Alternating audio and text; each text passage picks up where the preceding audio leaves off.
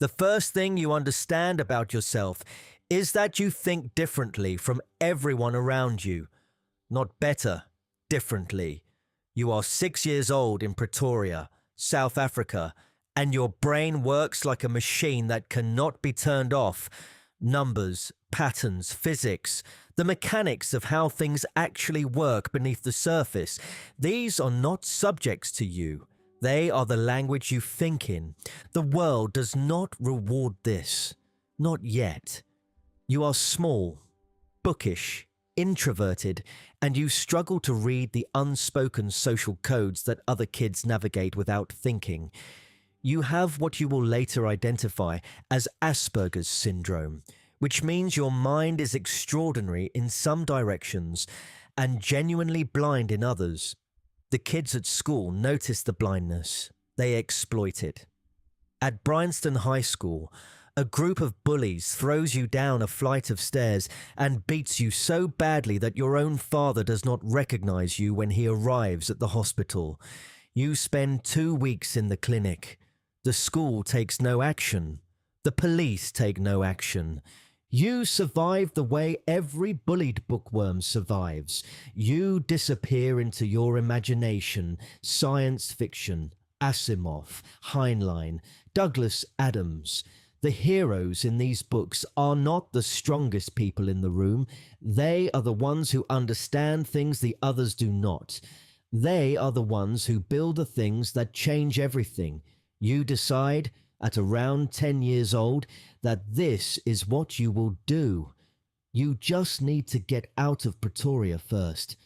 At 12, you teach yourself to code from a manual and build a video game called Blastar. You sell it to a computer magazine for $500. The money is not the point. The point is, you made something from nothing, using only your mind. At 17, you leave. You use your mother's Canadian citizenship to get a passport, avoiding mandatory South African military service. You arrive in Canada with almost nothing, work a lumber mill and a farm, and enroll in university. The plan is to get to the United States. The plan is always to get to the United States. Segment 2. The Student. You study economics and physics at the University of Pennsylvania simultaneously, because one was never enough. Physics teaches you how the universe actually works. Economics teaches you how incentive systems shape behavior. Together, they give you something rare.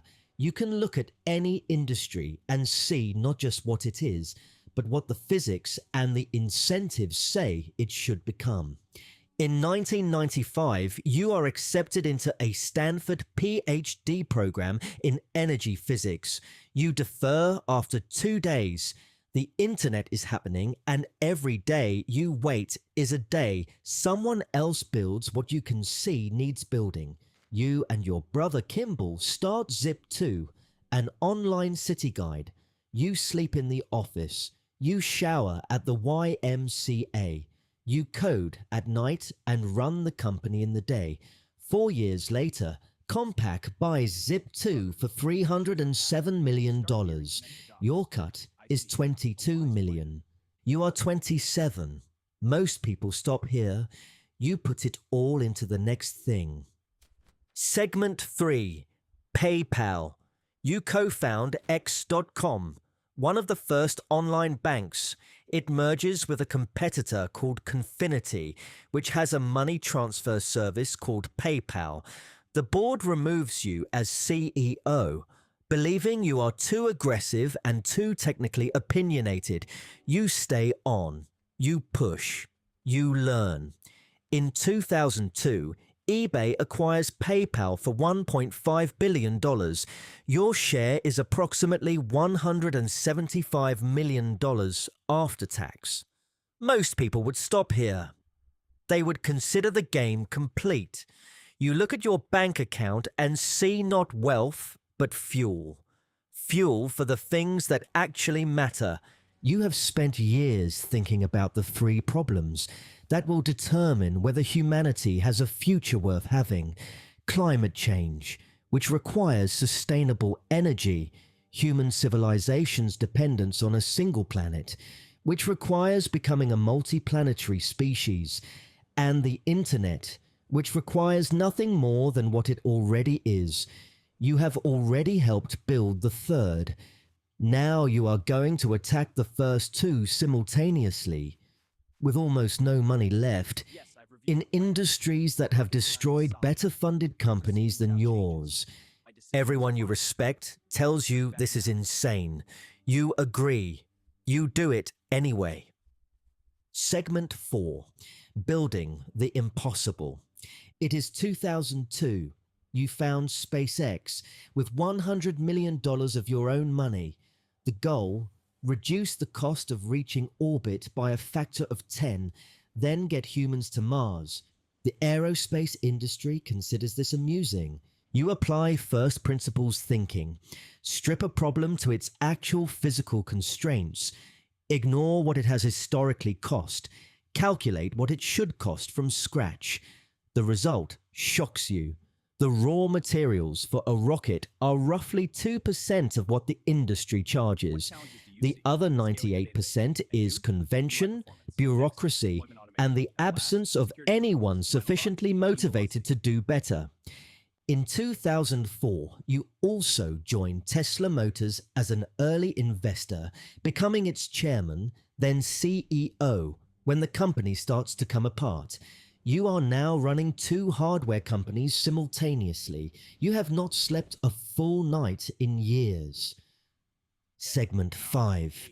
The Nightmare Year. It is 2008. The global financial system is collapsing. You have put every dollar from PayPal into SpaceX and Tesla. SpaceX has attempted 3 rocket launches. All 3 have failed. You have money for one more attempt. If it fails, the company is dead, and 1,000 people lose their jobs, and the dream of cheaper access to space ends with a fireball over the Pacific. Tesla is days from bankruptcy. You have $9 million left in the company's account, not enough to make the next payroll. You have no house. You are borrowing money from friends to pay rent. Your marriage is collapsing. You are working 20-hour days across 2 companies that the entire financial press has written off. On September 28, 2008, SpaceX launches its 4th Falcon 1 rocket.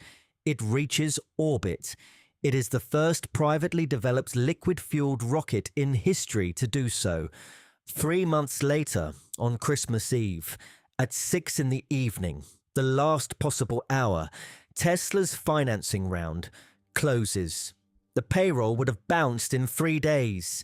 You are in your brother's house in Colorado when it happens. You run down the street in the dark looking for a Christmas present for your wife. The only store open is selling plastic trinkets.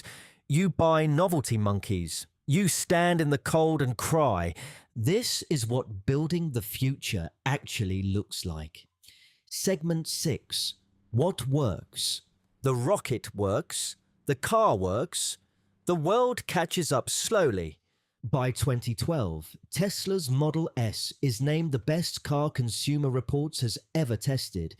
By 2015, SpaceX lands a rocket's first stage back on a platform after delivering its payload to orbit.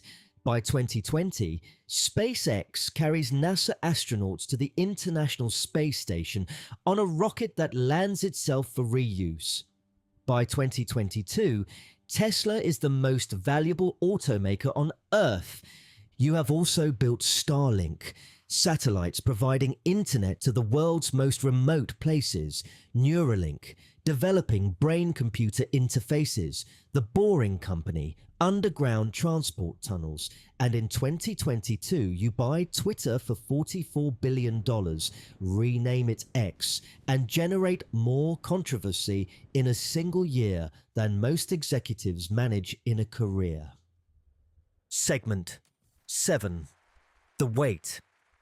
You have 14 children with several women. One of your daughters, Vivian, has legally changed her name and cut contact with you. You rarely discuss this publicly. The question that never fully gets answered: are you doing all of this for humanity or for yourself? Whether the Mars plan is genuine altruism or the grandest ego project in human history, whether your need for chaos and crisis is a feature or a flaw. You have more money than any person in recorded history. It does not appear to make you happy. It appears to make you faster, more restless. You sleep 4 hours. You post on X at 2 a.m. You pick fights you do not need to pick. You are building something you may not live to see completed. Segment 8. Legacy. You are in your early 50s, the richest human who has ever lived, the owner of the most advanced rocket company, the most valuable automaker, the largest satellite internet network, and a social media platform used by 500 million people. The world will argue about you for a long time. Some will say you were the last great industrialist, a man who bet everything on things that mattered and won. That without you, electric vehicles would be a decade behind. Private spaceflight would not exist, and humanity would be marginally less likely to survive its own worst instincts. Others will say you were a cautionary tale about what happens when one person accumulates too much money, platform, and the ability to reshape systems that belong to everyone. That the same brain that designed reusable rockets also amplified conspiracy theories and turned a public platform into a mirror for his own impulses. Both things are true. They are always both true in people like you. What is undeniable? You looked at rockets and cars and said these should work differently, and you were right, and you were willing to lose everything to prove it. On Christmas Eve, 2008, at 6 in the evening, you did not lose. You ran down a street in Colorado in the dark and bought plastic monkeys and cried and then got back to work. That boy who coded alone in Pretoria, that student showering at the YMCA, that founder sleeping in his office, that man borrowing money for rent while running 2 companies each 3 days from death. He built the rockets. He built the cars. He is going to try to build a city on Mars. Whether he should have this much power, humanity has not answered that yet. Whether he will use it well, neither has he. The game is still running.